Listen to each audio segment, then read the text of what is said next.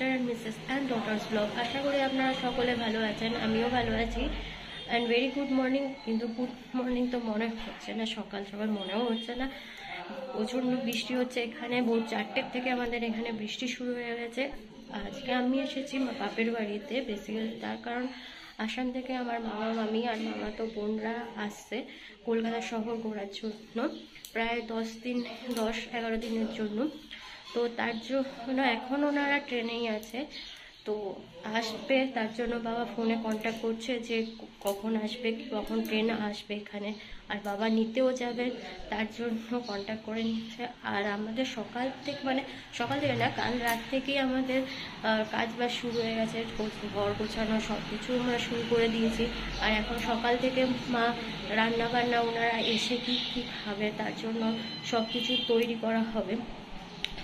দেখে নিন, মাছের মাথা দিয়ে বাঁধাকপির তরকারি করা হবে, তার জন্য এখানে সব কিছু আয়োজন করা হয়ে গেছে। এখানে বাঁধাকপি সেদ্ধ করে রাখা আছে, আলু সেদ্ধ করে নেওয়া আছে, কড়াইশুঁটি আছে, আর এটা হচ্ছে মাছের ঝোল, মাছের কালিয়া করা হবে, তার জন্য বড় বড় আলু কাটা হয়ে গেছে।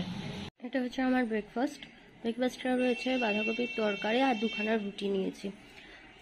কমপ্লিট হয়ে যাওয়ার পর আমি পেঁয়াজ আর রসুনটাকে কুচিয়ে নিচ্ছিলাম।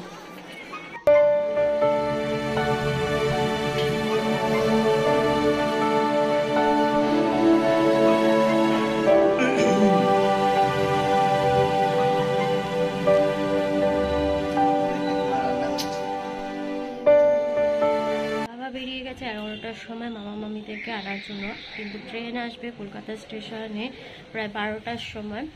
তো তার আগেই বাবা গেছে যাতে সময় মতো পৌঁছে যায়, তার জন্য। স্নান সারা হয়ে গেছে, এখন মা ওইদিকে সব রান্না বান্নার কাজকর্ম করছে, চলুন দেখে নেওয়া যায়।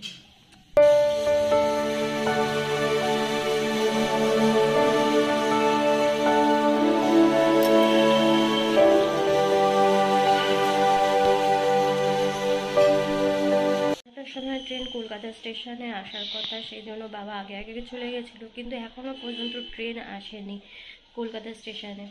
তো মামা ফোন করেছিল, ফোন করে বললো যে দমদম স্টেশনে এখনও ট্রেন দাঁড়িয়ে রয়েছে, তাই কখন ট্রেন দমদম থেকে ছাড়বে তা এখনও কেউ জানে না। যাই হোক, দেখা যাক কখন আসে মামারা, ওয়েট করছি আমরা তাদের জন্য। এই জাস্ট ফোন আসলো বাবার যে ট্রেন এসে গেছে, আর মামাদের সঙ্গেও দেখা হয়ে গেছে। এখন ট্যাক্সি বুক করার জন্য বাবা গেছে, আর যদি দাম মোটামুটি যদি হাই রেটের হয় তাহলে আমার বড় ওলা বুক করে দেবে, তার জন্য ওয়েট করছি কখন আবার বাবা ফোন করে।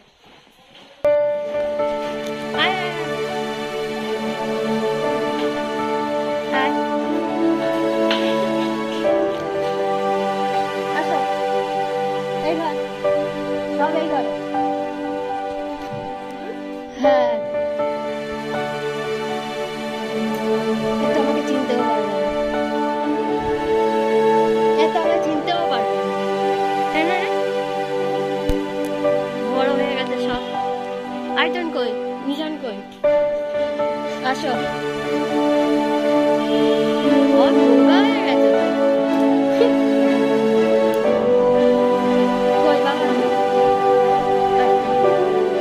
মামারা আসার পর ফ্রেশ হয়ে লাঞ্চ কমপ্লিট করার পর আমরা সবাই মিলে একটু রেস্ট নিয়ে বিকেলবেলা বেরিয়ে পড়লাম এদিক ওদিক একটু ঘোরার জন্য।